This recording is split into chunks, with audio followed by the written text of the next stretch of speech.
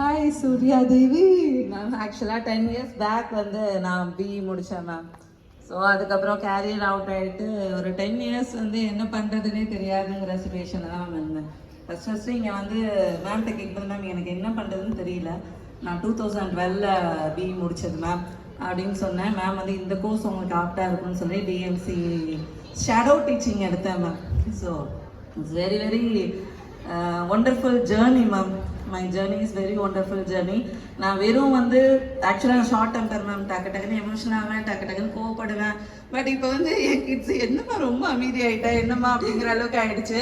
என் second standard பையன் இப்போ பேர் வந்து என்னம்மா உனக்கு என்ன தெரியும் என் கஷ்டம், படிக்க சொன்னா கூட உனக்கு என்ன தெரியும் என் கஷ்டம், நீ ஸ்கூல் போனா தான் தெரியும் காலேஜ், அதனாலேயே நான் ஏதாவது பண்ணணும்னு தோணுச்சு மேம். மோட்டிவேஷன். Yes ma'am. சடனாக வந்து நான் ஜாயின் பண்ணி இது பண்ணி இப்போ நான் ஒவ்வொரு ஏதாவது ஒரு ஆர்ட் ஒர்க் பண்ணாலோ இல்லை நான் ஒவ்வொரு இது ஏதாவது பண்ணிகிட்டே இருக்கும்போது என்னம்மா நீ இதெல்லாம் பண்ணுறேன்னு அவன் ஷாக் ஆக எனக்கு இன்னும் ஏதாவது பண்ணணும்.